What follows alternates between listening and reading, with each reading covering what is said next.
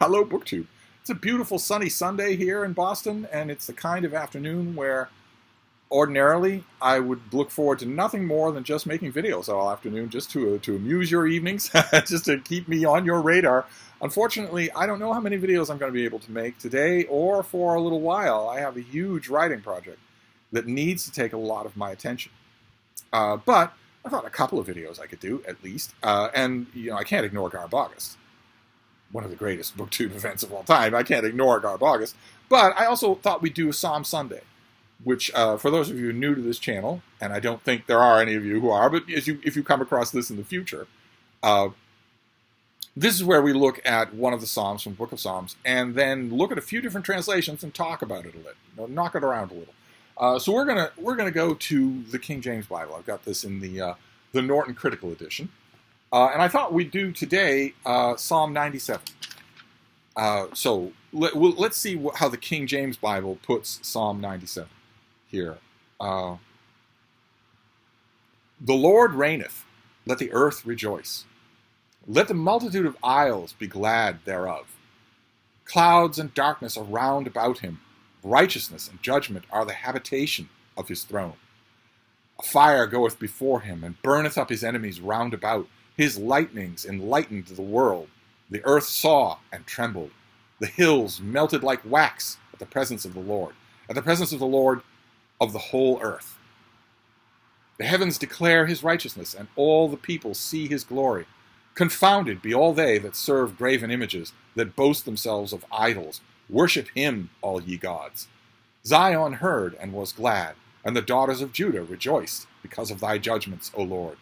For thou, Lord, art high above all the earth. Thou art exalted far above all gods. Ye that love the Lord hate evil. He preserveth the souls of his saints. He delivereth them out of the hands of the wicked. Light is sown for the righteous, and gladness for the upright heart. Rejoice in the Lord, ye righteous, and give thanks at the remembrance of his holiness. So, we've mentioned before in Psalm Sunday that a lot of these things are basically church service things. They're church recitations. Someone on a podium would recite something to the congregation. The congregation had things they would recite back. And this is clearly that. This is clearly just a hymn of praise. It has some very interesting features to it. But let's see what happens to those features when we look at the New Jerusalem Bible. So this is the New English Bible. This is the King James Bible, only allegedly updated and smoothed out of some of its archaisms, much to the diminishment of most of what's in here to a lot of readers.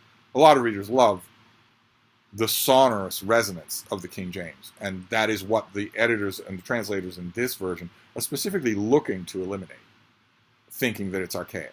So let's go to Psalm 95 for the New English Bible. The Lord is king, let the earth be glad, let coasts and islands all rejoice.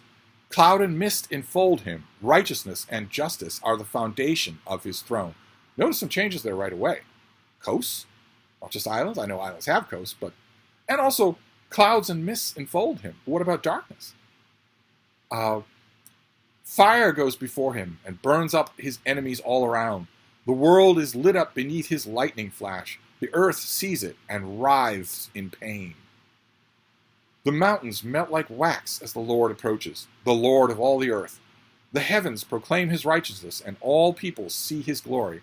Let all who worship images, who vaunt their idols, be put to shame. Bow down, all gods, before him. Zion heard and rejoiced. The cities of Judah were glad at thy judgments, O Lord. For thou, Lord, art most high over all the earth, far exalted above all gods. The Lord loves those who hate evil. Notice the change there? The Lord loves those who hate evil, not if you love the Lord, hate evil. It's a statement about God's preferences rather than an urging to you. He keeps his loyal servants safe and rescues them from the wicked. A harvest of light is sown for the righteous, and joy for all good men. You that are righteous, rejoice in the Lord, and praise his holy name. Quite a few subtle differences there. This is smoothed out quite a bit, I think. But it still has the same features that we saw in the original version of the King James Bible, in that it is extolling God, and then it starts talking to him. So then it starts addressing him directly. So let's move on to the Jerusalem Bible. These are not all my Bibles, but we'll go with just a handful of them. Let's go to the Jerusalem Bible, to Psalm 97. Yahweh, again, the Jerusalem Bible refers to God and Lord as Yahweh, so that name is new here. Yahweh is king. Let earth rejoice, and many isles be glad. So not the many isles, not the many isles, not isles and coasts, nothing like that, just many isles, bland many isles. Cloud and darkness surround him. So we have cloud again, not cloud and mist, cloud and darkness. Righteousness and justice support his throne. A fire precedes him as he goes, devouring all enemies around him. His lightning lights up the world. Earth observes and quakes. So again, we have quakes or shakes or shivers instead of writhes in pain. Writhes in pain is very explicit.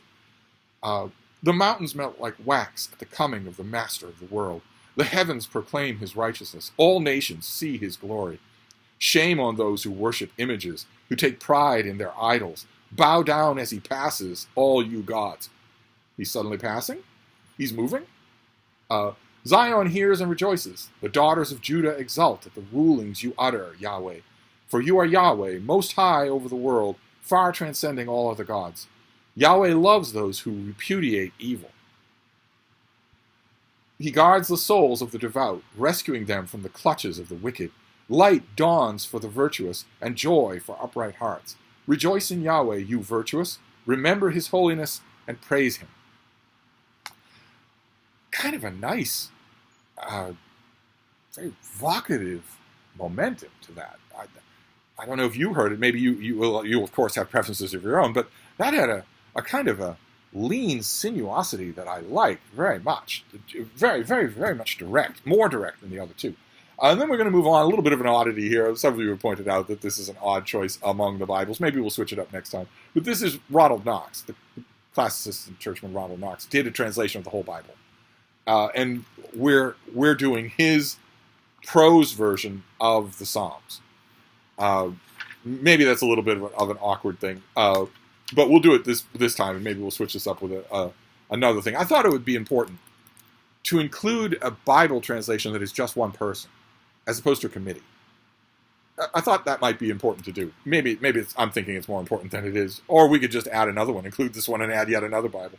So this is, Knox numbers these things differently, so we get to Psalm 97.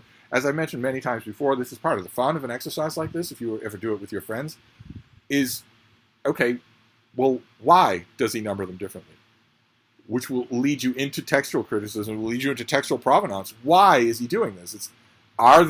Is this Psalm 97 or is it not? That is a fascinating question to ask on its own. And as I've said many times in Psalm Sunday and elsewhere, such questions should not touch your faith. If your faith is strong, it won't need to worry about things like this.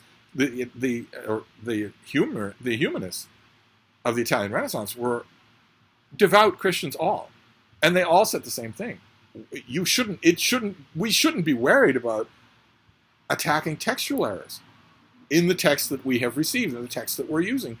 It's just a text. It shouldn't affect your faith. So you should be asking yourself, why is Knox saying that this is Psalm 97 or 96 instead of 97? Why? But anyway, let's see what he has to say about this. The Lord reigns as king. Let earth be glad of it. Let the furthest isles rejoice. So here we have distance. It's not isles and shores, and it's all the isles, but it's furthest isles. See where he sits, cloud and darkness above him, justice and the right of pillars of his throne. See where he comes, fire sweeping on before him, burning up his enemies all around. In the flash of his lightning, how shines the world revealed, how earth trembles at the sight. Hills melt like wax, so that has been present in all four. Hills melt like wax at the presence of the Lord. At its master's presence, the whole earth shrinks away. The very heavens proclaim his faithfulness. No nation but his has witnessed his glory. Shame upon the men that worship carved images and make their boasts of false gods. Him only all you powers of heaven prostrate, adore. Glad news for Sion, rejoicing for Judah's townships, when thy judgments, lords, are made known. Weren't we being told about the daughters of Judah? Here it's Judah's townships. Art thou not sovereign, Lord, of all the earth, beyond measure exalted above all gods? Are you asking him, or are you telling us? Again, the little wrinkles here will make you wonder.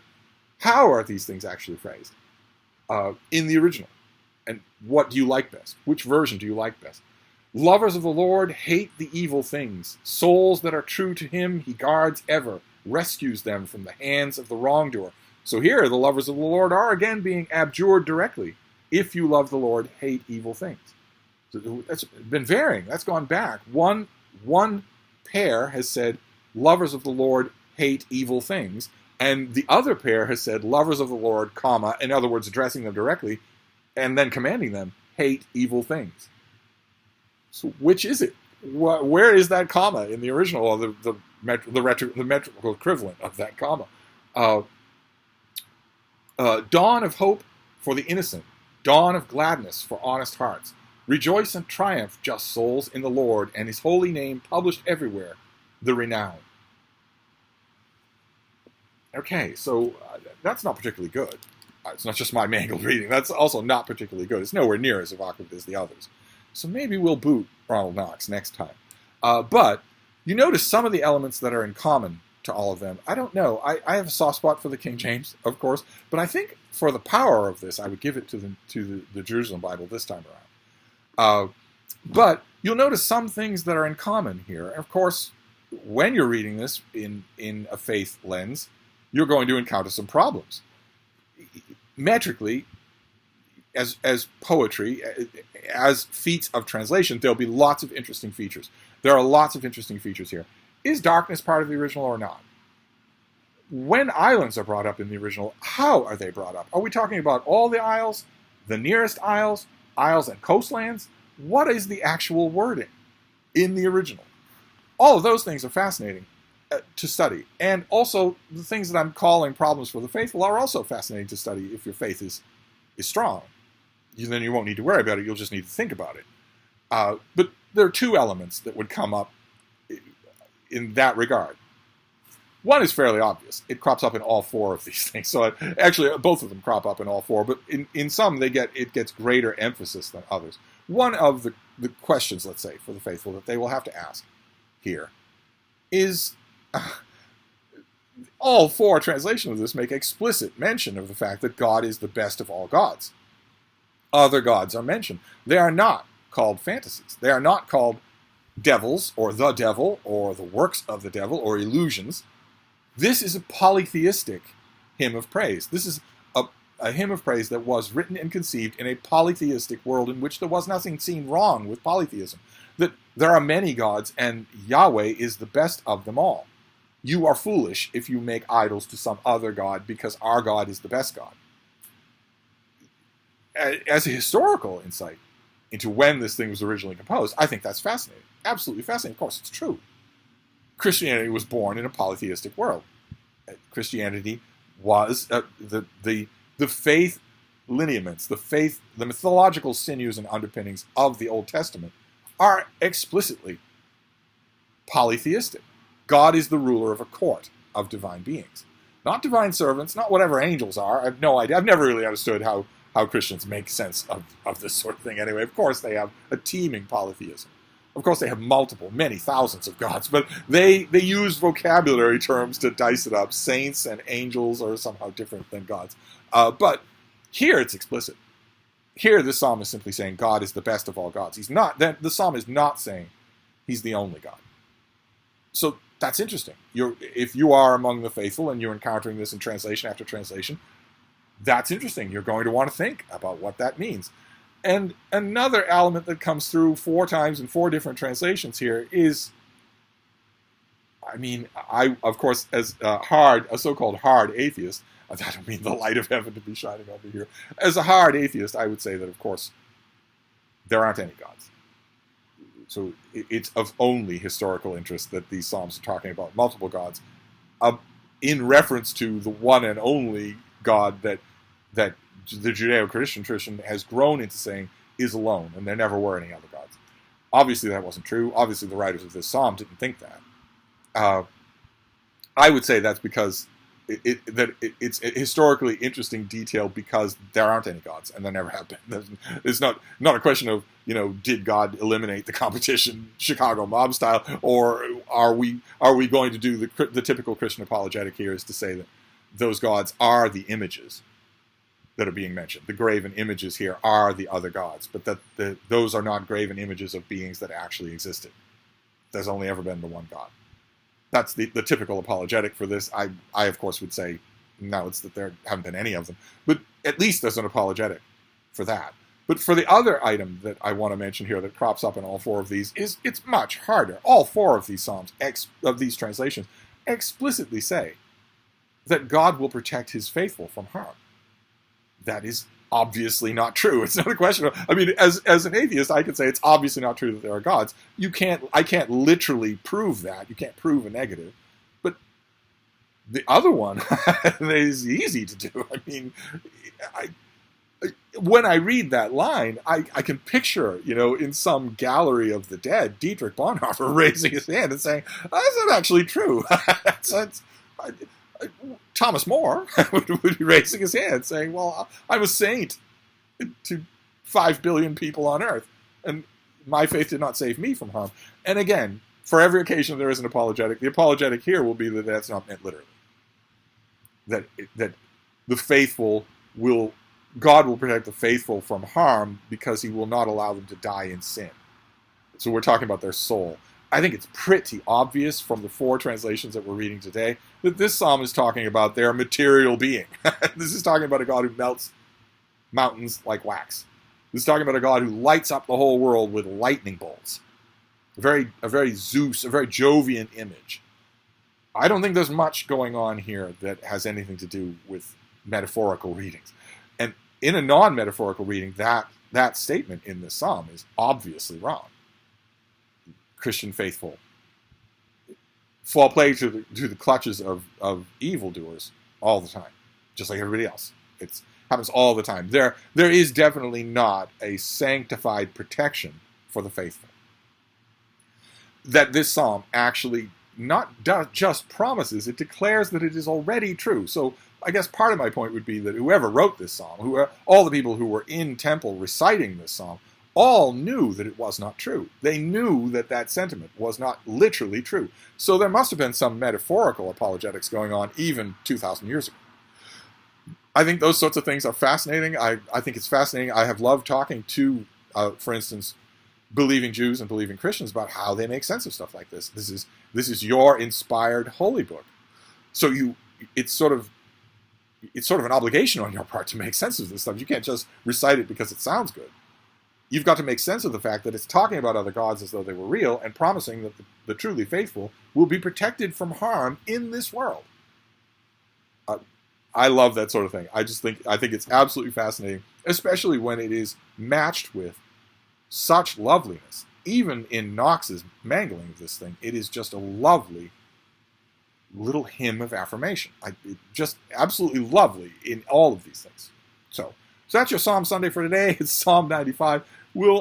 I'm hoping that no matter how bad my obligations get, we can keep making videos throughout the month of August. I only have 2 weeks more to either put up or shut up for this thing that I have to do. So it shouldn't be that it brushes all videos off the table. So I'm hoping that we'll be back for Psalm Sunday next Sunday.